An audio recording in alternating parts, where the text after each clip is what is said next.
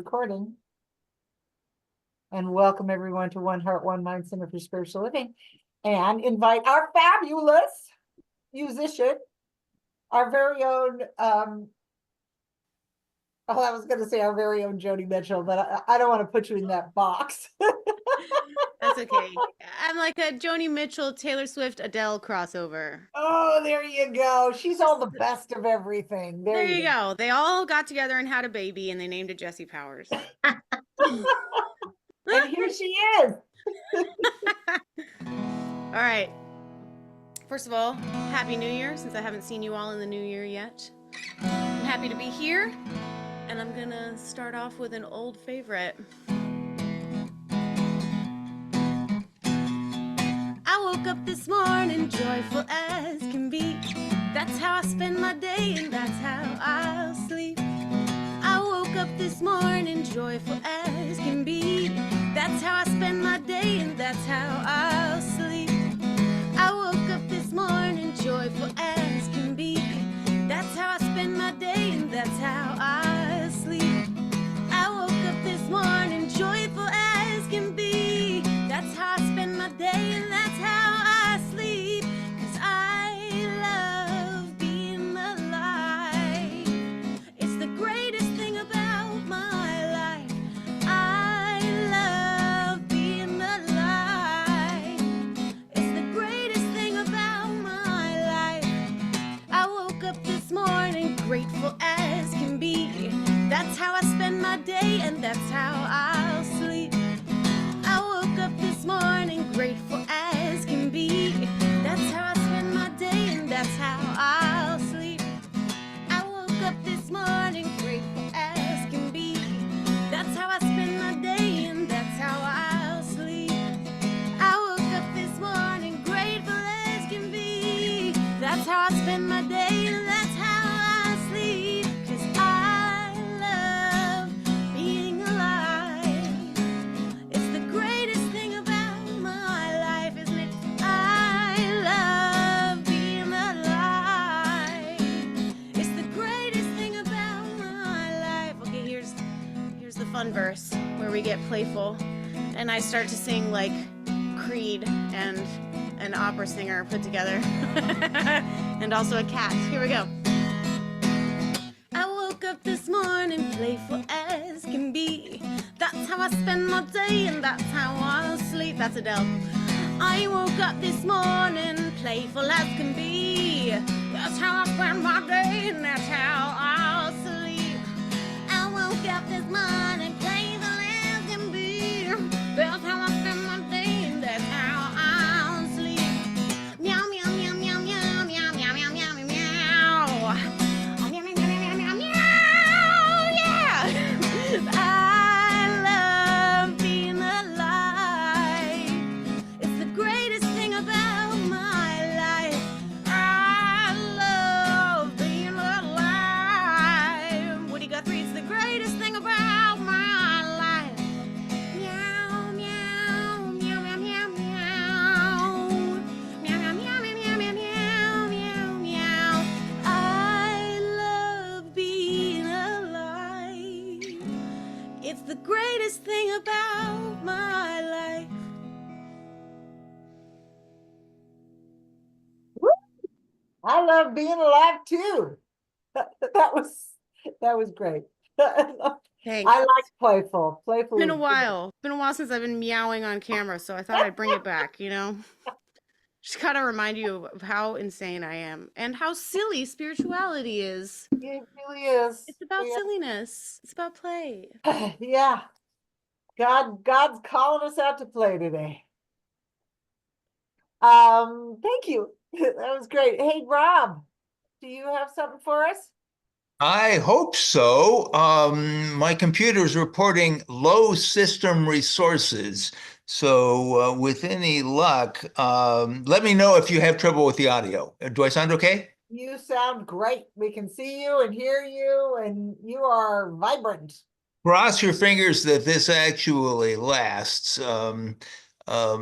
So be it. Anyway, so the theme for the Sunday services this month is grounded in spiritual principle, and that's fair enough. And today's talk is supposed to be titled Making Space for It. Now, that could mean anything. And Michelle gets a summary of what the title is supposed to mean per CSL, and I got tired of asking her what they say it means, so I kind of I'm making up my own meaning, but we'll just flow with it. I'm just shooting from the hip here.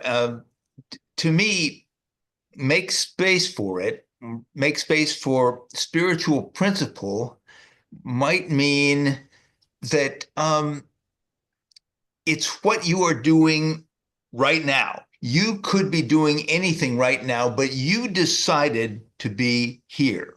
Now,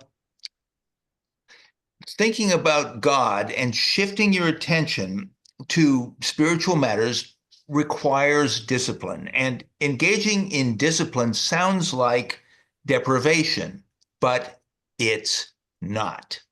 We say that God is all there is. Every part of our life's experience is God. That means that all of life, even the tiniest, most minuscule aspect of life, is here for good. Who's good? You're good. Every part of life is here to make your life a more fulfilling experience. That means that everything from a headache to a clogged drain to an annoying new president is in your experience to make your life more interesting and more fun, period. Full stop. So when you make space in your life for spiritual observance, every part of your life experience becomes more enjoyable in your own estimation. And when you notice that you are in complete control of how enjoyable your life is, you become infinitely more appreciative of the ingenious way that life is constructed. There is only one life. That life is God's life, and that life is your life now. And if you'd care to join me as we turn within and notice and realize that there is but one thing, that it is what we are. It is what I am, you are. It is what we are. It is all around us, and it is us. And right now, I am feeling the goodness. I am turning my attention to that goodness. I am making space for spiritual principle in observing the unity of the universe and noticing that it is a good thing. It is only good. It is wall-to-wall good. And it is just delightful that it is so. And I know right now, deep in my heart, that the more we turn our attention to this one thing, the more we turn our attention to the true nature of the universe, the better our life becomes, the more enjoyable our life becomes. We are feeling it getting better right now, and then we are feeling it getting better than that, and then we are feeling it getting better than that. And the fact that we are here today, devoting this time, devoting this attention, devoting ourselves to that one, to the single thing that God is, we know that there is nothing but good for us, and there will be more good after that and more good after that. Because if there's one thing that's true with God, there is never an end to the good. So thank you for that. Thank you for this service today. Thank you for this wonderful opportunity that we have. Thank you for the time and energy and effort that Michelle has put into what we are about to experience. Thank you, God. Thank you. I release my word, and together we say, And so it is. and if tradition holds, there it is, our affirmation for this month. Today, I am renewed in mind, heart, and body. I enter the new year living in my divine nature. I live in God. I live in peace. I live in love. I live in joy. I am so grateful, and so it is.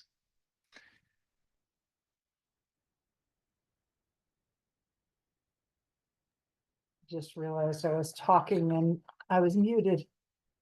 Hey, that was a perfect prelude to what I am talking about today. You nailed it. Thank you for that. That was amazing. All right, and now I'm going to invite Jesse back. Okie dokie.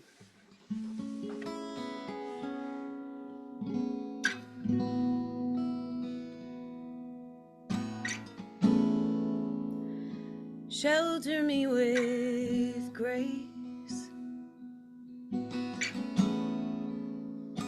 Clarify my mind. Take away the veil. Let me see your light. Take me to that place. Show my heart the way.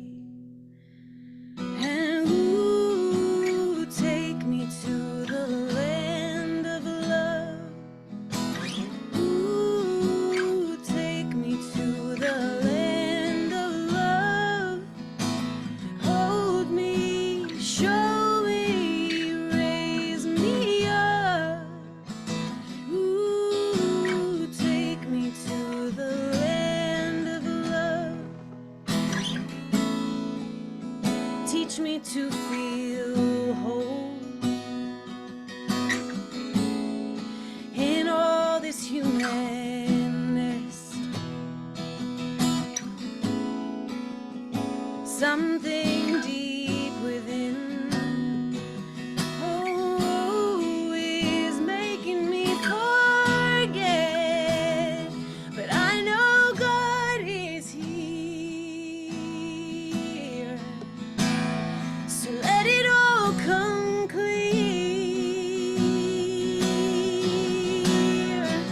And ooh, take me to the land of love. Ooh, take me to the land of love. Hold me, show me, raise me up. And ooh, take me to the land of love. My fears unfounded, my doubts resolved, and my heart surrounded in the land of love. My fears unfounded, my doubts resolved, and my heart surrounded in the land of love.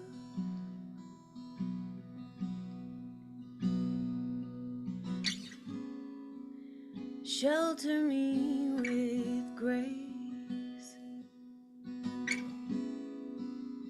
Clarify my mind.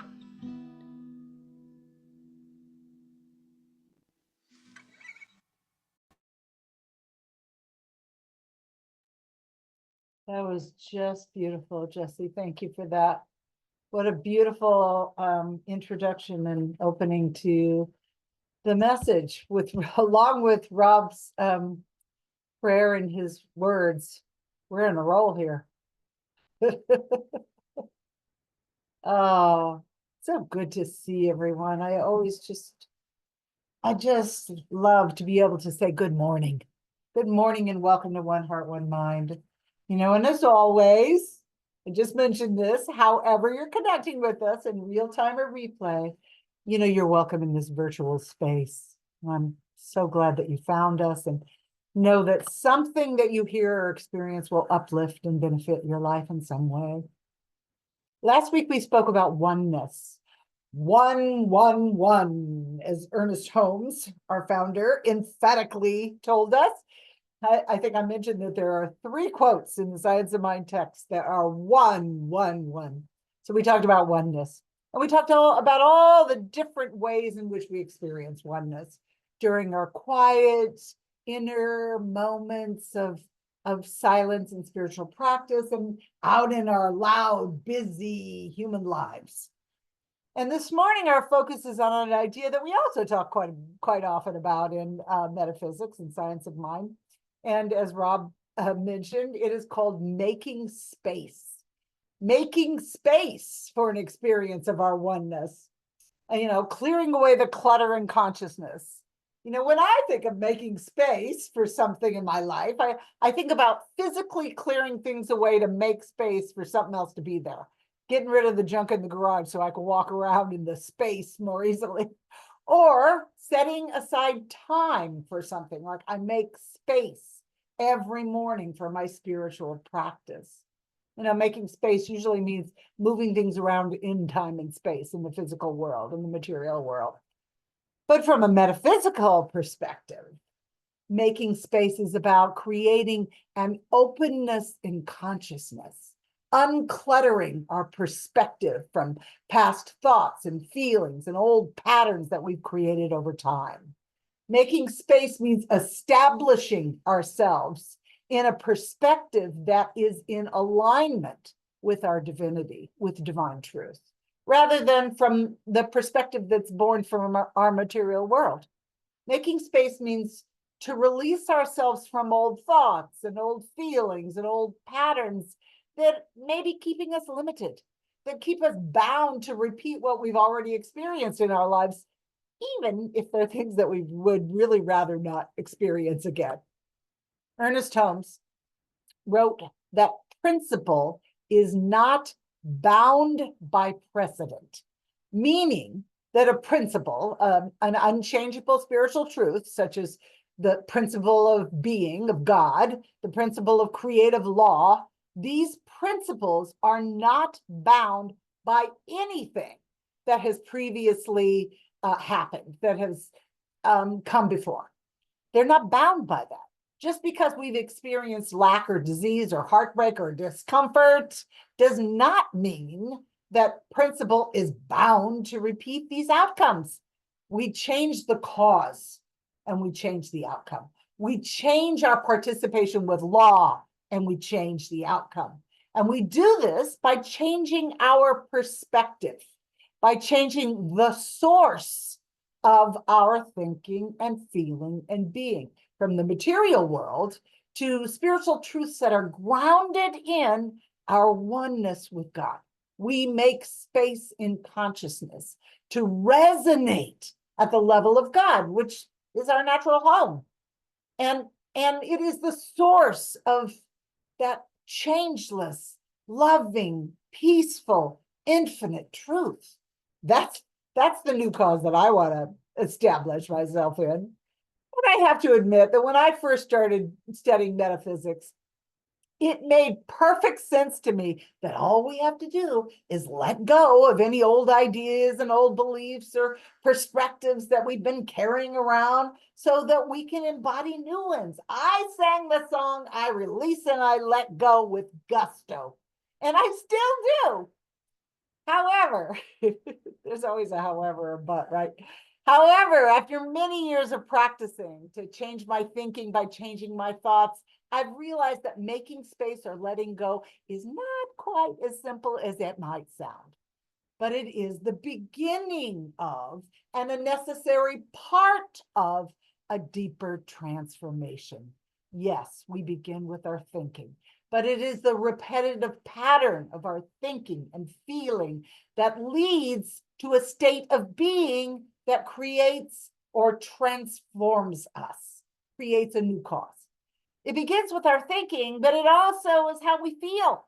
It's our habitual resonance of a particular vibrational frequency that creates a new cause, that creates the great shift of transformation New repetitive thoughts result in new repetitive feelings and create new habitual patterns of thinking, feeling, and a new state of being. And then we demonstrate this beingness as our lives, as our experience. We demonstrate who we are. So making space is more than just deciding that we'd like to replace an old belief with a new unchangeable spiritual truth. It's necessary. It's a necessary beginning to a larger and deeper transformational process, which, it's imperative to our growth, to our good, to our continued expansion. It's imperative for creating meaning and purpose in our life and ultimately to fill our lives with joy. Changing our thinking, making space is what gets us on the road to blissful living, to joyous living. And Rob mentioned this in his opening remarks, and I thought, oh, I'm going to talk about that too. It does take committed effort. It does take dedication. But I don't want to make it sound like it's so hard or overwhelming or difficult to make space for God in our consciousness or to make space for a new cause in our lives. It doesn't have to be difficult at all. Actually, it completely depends on how we approach it or what we believe about change and transformation. We can certainly make it a real drag. We can make it feel like a real hardship to have to do our spiritual work. Or we can make it an uplifting and creative adventure, an adventure in bringing heaven to earth, supported by, Ernest Holmes talks about this all the time, that divine creative urge of life that wants to express itself through us, that to live in that divine curiosity that feels so good. Because I know that once we begin, things tend to flow. They begin to unfold naturally. We begin to experience synchronicities and surprises that we never saw coming, that were completely unexpected. And that is delightful. And it's simply a process of going within, feeling our oneness, drawing it up in us, feeling the qualities of the divine presence, and then through practice, allowing them to guide our daily lives, to allow our divine life to lead the way through our human lives, rather than allow the material world to tell us who we are and how we should feel, And we have an abundance of so many different spiritual technologies, I've heard them called lately, but we're really just talking about spiritual practices. We have meditation, spiritual mind treatment or affirmative prayer. We have gratitude, mindfulness, generosity, forgiveness. These are practices that uplift us to the qualities of the divine, of peace, of love, of compassion, beauty, and absolute joy. There's nothing dull or boring about spiritual transformation or living a spiritual life. It means we live in divine curiosity, that we sit on, I love this term, I got it from someone else, but we sit on the green growing tip of our own becoming. We sit on that green growing edge. I always imagine that a leaf in that green part in the spring when everything grows. I want to live there. That's where I want to live, on the divine creative spirit that is so blissful, and I certainly don't mean that there won't be times when we feel bad, when we feel all of the human emotions that are surrounded around fear, about frustration, anger, betrayal, all those things, we'll experience them. and we don't have to live there. We don't have to stay there. When we feel human emotions, we can remind ourselves of who we are. That's the time when we jump into our spiritual practice for self-care and when we stretch our muscle of dedication and commitment. This is the time when we ask others for support, others who are on a similar path. This is the time when we stand on the foundation of the spiritual truths that we have established through practice and through living our spiritual life out loud. And honestly, when you think about it, it's kind of a bit of a balancing act. We go within, we live in the world. We go within. We live in the world. And we let our divinity inform our humanity. It's really a continuous balancing act. And it's up to us to get the balance right for us, whatever works for us and supports our growth. So I'm always looking for stories to bring into the talk, because I think they help ground the principles in our lives. And I read this story that Ram Dass told. Everybody knows Ram Dass, the Be Here Now guy. And he said that about 1967, he had spent many months in his guru's temple in India. And while he was there, he received a letter from his friend Allen Ginsberg. And Ginsberg described the Chicago Convention and all the revolutionary protests that were going on at the time. If you're as old as me, you'll remember. And there were many people that he knew that were there. And he said that for a moment, he felt as though he was escaping from the world by sitting in a temple in India. He felt like he was copping out. And he felt like he had gone to summer camp while all his friends were out there on the front lines trying to make a better world. And that he recalled that at the time he was studying the Hindu text, the Bhagavad Gita. If you know about this epic tale, it's the story of Krishna, the god Krishna, advising Prince Arjuna to fight in a battle. But as Ram Dass reflected more deeply, he said he realized that the real message of the Bhagavad Gita is that it's often easier to fight an external enemy than to confront one's own inner demons. And for our purposes here, we're going to call the demons our old ideas and our old patterns of thinking and feeling. And our inner work does as much good for everyone else as it does for ourselves. Our inner work is the front line. Our inner work is working on the front line.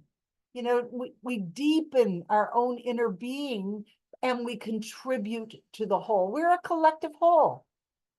And this is the balance that we have to create in our divine humanness. We go within and we move into action in the world. It's this constant balancing of going within, connecting with source, and expressing God in the world through our thoughts and our feelings and our actions and how we show up. In Centers for Spiritual Living, which is our umbrella organization that One Heart, One Mind belongs to, we have 400 and something centers and teaching chapters. We train individuals to learn to support themselves and to support others in moving through this transformational process of shifting their thinking and their feeling and their being. And practitioners are trained to support people in identifying with the reality of their divine being, to recognize that source, God, spirit, whatever name you call it, is the power that creates through them, and that they are empowered to set into motion any cause they put their attention on. That's what we do. Wherever we lay our attention, we are going to create that. That is our cause. And we're all doing this all the time anyway, and we can learn to do it consciously. And practitioners are trained to support others in creating this new cause in consciousness that's sourced in God. You know, and the new cause is our pattern of thinking, feeling, and being. I think I said that, but I'll say it again. And rather than, you know, having the cause be sourced from the outer world, because the outer world is an effect, it's not a cause. And this is what our practitioners do. They support others in their transformation as they move through their own growth and personal transformation. Practitioners are trained to support people in making space for the reality of God in their lives, rather than letting the material world tell them who they are and what's possible for them. And these practitioners are trained in ethical behaviors and ways to help support people in their opening up to their own divinity, to step into their own power, to participate with spiritual principles, and to ultimately live fulfilling and joyous lives. And honestly, it's a powerful training process. And there are other organizations that train practitioners as well. Unity, they train another New Thought organization. They train prayer partners. The Emerson Institute trains practitioners and ministers. But today, what I'd like to do is to broaden our definition of what it means to be a practitioner. I want to broaden it to include everyone. We're all practitioners of life.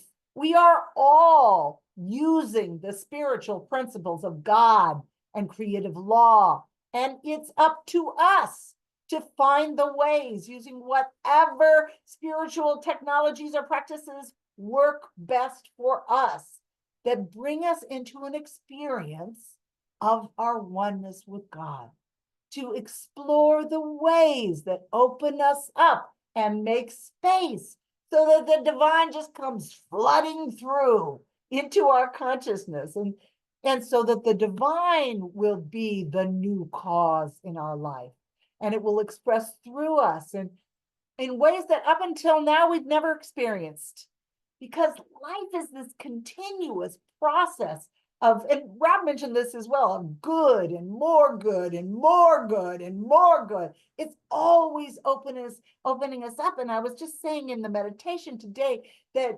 spirit, God, that benevolent force can take any human circumstance and use it for a greater good, for a further discovery of who we already are, to create, to acknowledge that new cause within us, because we are change agents. We're empowered through our oneness with God to bring about whatever is true for us in God and wherever we put our attention. We are all practitioners. We're all practitioners. You know, and I went looking for Ernest Holmes quotes, as I often do. And I want to share a quote by Holmes from his book, Living the Science of Mind, which is such a great book. It really is less cluttered than The Science of Mind, although I don't want to downplay The Science of Mind. But on page 245, Holmes speaks about the role of the practitioner. And I'm going to read it, and I think it's beautiful. And I'm going to invite you to think of yourself as the practitioner and to hear it from that perspective, to really hear it from you being the practitioner. So Holmes wrote, the practitioner, you, should know that at the center of every person's being is an absolutely perfect life, a complete wholeness, and a deathless principle.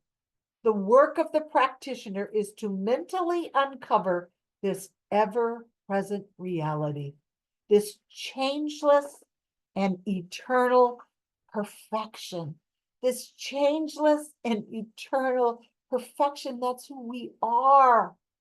Doesn't that make you feel good?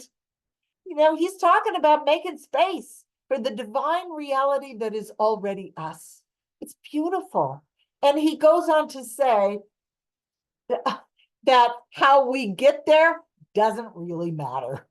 We can use any spiritual methodology or practice we choose. We all have our favorites. We have Science of Mind teaches this beautiful spiritual practice called spiritual mind treatment that encompasses pretty much all of the spiritual principles. But it doesn't matter how we get there. What our practice is to bring us to a knowing and an acceptance of our perfect spiritual nature, as well as all the other people that we're supporting or holding the space for. If we're holding the space for someone else, just like we did this morning, we were holding the space for the people in LA. And then Holmes goes on to give an example of what he means by any spiritual practice. He says that if you're trying to retrieve a diamond ring that's laying at the bottom of a trunk that's filled with rubbish, it doesn't matter at all how you remove the rubbish. The main thing is to find the diamond. It doesn't matter what method you use. And he says that we must uncover the perfect person. We must remove any obstruction of thought, and I would add feeling, that denies its presence, that denies the presence of the diamond ring, which is our radiant nature. And then he says that spiritual mind healing, which is spiritual mind treatment, is ultimately a revelation, even though we go through a process to arrive at it. It can either happen quickly or it can be a slow evolution of, oh, this is who I am. Even though we began, as I said earlier, by changing our thinking. It's the first step in a process of deeper and more permanent transformation. Thank you. Thank you, Ernie. Thank you, Dr. Holmes. You know, and I don't think we can have a discussion of making space for a shift in consciousness without talking about forgiveness. To me, forgiveness is the most profound method of transformation. It's a complete shift from fear to love into the presence of the loving mind of God. And I know I've said this before, but I still believe it. Ultimately, all forgiveness is self-forgiveness. It's a forgiving ourselves for perceiving our separation from God or someone else's, from our good. Yes, life can be hard. People can be cruel. They can hurt us or betray us. And forgiveness can be a process that might take time because, you know, here's the thing. The jailer is always just as bound as the one they're jailing.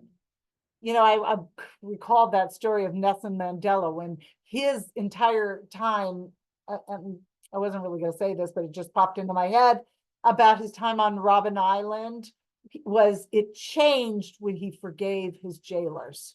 You know, that's when things shift, when we let somebody else out of the prison we're holding them in, we free ourselves. We can't be free without the freedom of others.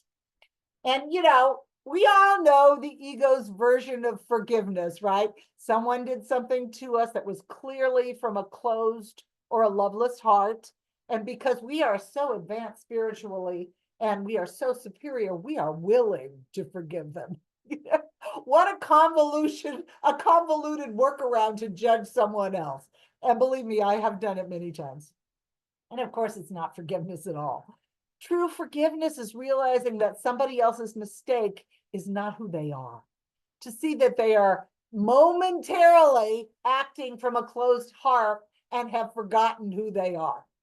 It is an act of releasing the fear that their actions have any power over us at all. And instead, just sending love. That's forgiveness. And that's true for us as well, for ourselves. You know, my affirmation is often, I forgive myself for making you or the situation or the event the object of my unworthiness, of my frustration, of my anger, of my fear. Because I know that what I visit on someone or something else, I visit on myself. You know, the Course in Miracles tells us, and I love this, that every thought, every feeling, every action is either love or a call to love. And I have to admit that I get a lot of calls to love every day. The phone is ringing off the hook. But I'm getting better and better and better because I'm dedicated and committed to my own transformation. I'm dedicated to the process of continually making space for the presence of God, for the presence of the divinity within my humanity. Every day, every day. That is the living on the green growing edge of being willing to say, oh, I made a mistake. I'm calling myself home. Oh, I judged somebody else. I'm going to forgive that. It's that commitment to constantly bring ourselves back. So I found this wonderful prayer. Actually, I think this was in the Science of Mind. I don't think it was in Living with Science of Mind. And I'm going to end with it. It's our friend, Dr. Holmes. And he said this. Oh, you know what? I made it a slide. I forgot. Almost forgot. Here we go. Here it is. All right, I love this. Definitely, I know that every negative condition of the past is cleared away from my consciousness. I no longer think about it, see it, or believe in it. Nor do I believe that it has any effect whatsoever on my experience. Yesterday is not. Tomorrow is not. But today bright with hope and filled with promise, is mine. Today I live. And so it is. So it is. All right. I gotta say, I had a lot of fun writing that talk, so I hope that you enjoyed it as much as I did putting it together. Let's see, I have no idea who is doing the the giving thing. Me. here. Elaine. Oh, Elaine. okay, great, Relaine. Let me get Okay. the All I right. really think we need to have the No. to send your Yeah. I think we all know how to give. like, hey, if you don't, you pop me a text, I'll tell you. Yeah. So you can give on Venmo. That's the most easiest way. And just look for lovely the young lady, Reverend Michelle's picture. Oh, and yeah, there was a little bit of confusion because my picture is also on my Oh, yeah. individual one, so I changed the picture on my individual one so that nobody would be confused. So here we go. All right. So you can Venmo Reverend One Heart, One Mind, and then you can also send a check to the address. And if you need that, just email Michelle. Okay, sacred giving. Everything flows from the nature of God's good. We give and receive from this flow in gratitude and love.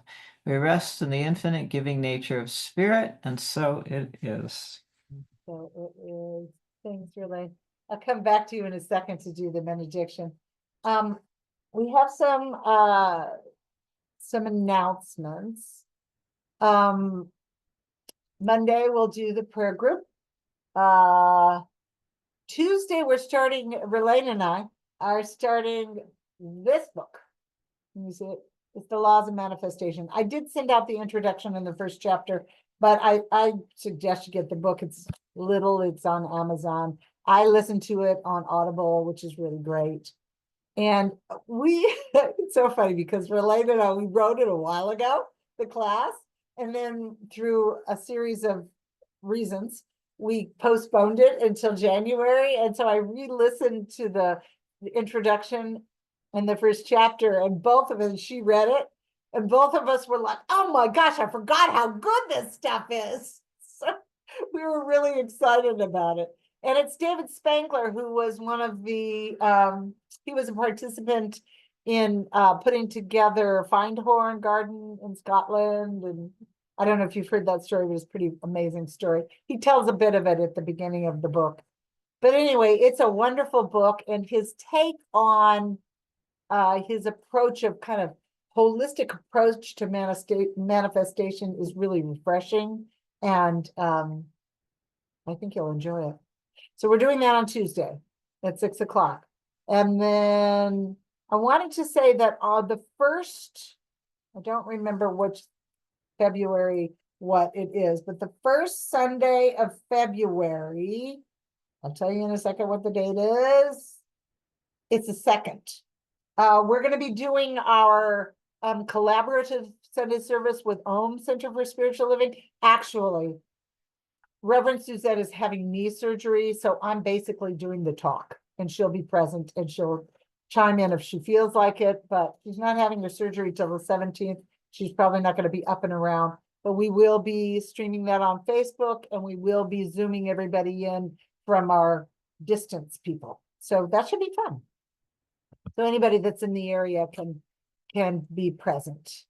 Let's see, anything else? There's the prayer circle this Wednesday Wonderful. at 10 o'clock. This will be the only prayer circle we're having this month. So Because we started off with the New Year's Day thing, yeah, which was great too. yeah. Loved seeing everybody in person that day. And I think that's it. I don't know if I'm missing anything. Probably not. If I am, I'll remind us later. But anyway, all right, Relaine, you wanna do your benediction, and then we'll let Jesse sing us out. Okay. All right. So let's just close our eyes and feel the reverberation of the energies of Rob and his talk and prayer this morning, and Jesse's amazingly silly and wonderful music, and Reverend Michelle's great talk, and the space for so much spirit to be right here, right now with us all. And so I'm so grateful that we're all practitioners of life, because I believe that from with all my heart. And with that, as we are practitioners of life, we just have each of us such unique, magnificent gifts to give. And it is just wonderful to give all of ourselves in the present moment and to realize our divinity in the present moment. And most importantly, to forgive ourselves for whatever trespasses have occurred in our life and to just let go. And forgiveness is a process that just continuously flows in day-to-day divinity of life. And so I'm so grateful for this. I'm just so grateful for all of you. I'm so grateful we're all here. And from the bottom of my heart, I release this prayer with compassion and love and joy and happiness and freedom and peace. And so it is. Well, thank you so much, Elena. It's beautiful. All right, I am going to invite Jesse to sing for us again. Okay. This is a song I wrote about those moments where you really just want to surrender to the moment and get present and turn off all the inner chatter. I've been dragging my feet again, can't seem to get my mind on the right track. And it's been a couple of months now, and I keep hoping I'll get that high back. Why do I wake up to the sun and see only dark? Child, let it slide. There's a little piece of heaven right before your eyes. Child, give it up. And if you keep on keeping it, you're gonna miss so much in this life. Don't you remember that clarity that you were promising you'd never forget? Where is that in your mind now? Has it been crowded out by your bitterness? Oh, and you can't make people stay, you can only change yourself. Oh, and the sooner you let go, the sooner you make room for something else. Child, let it slide, 'cause there's a little piece of heaven right before your eyes. Child, give it up, 'cause if you keep on keeping it, you're gonna miss so much in this life. And I know it hurts, and it may be worse than you expected it could be. But child, look around, there's no one here now. You are your only enemy. Yeah. Oh, try to let it slide. There's a little piece of heaven right before your eyes. Child, give it up, 'cause if you keep on keeping it, you're gonna miss so much. Oh, if you keep on keeping it, you're gonna miss so much. Oh, if you keep on keeping it, you're gonna miss so much. Oh, if you keep on keeping it, you're gonna miss so much in this life.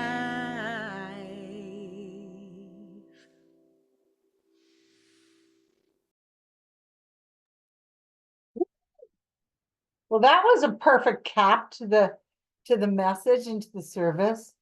You know what I thought of when you were singing was one of my favorite quotes from Howard Thurman. He said, keep fresh before me the moments of my high resolve. Mm, I love mm, that. that's good. That's That- rich language too. I love that. Oh, I know. It's awesome. All right, I am going to say goodbye to our recording and also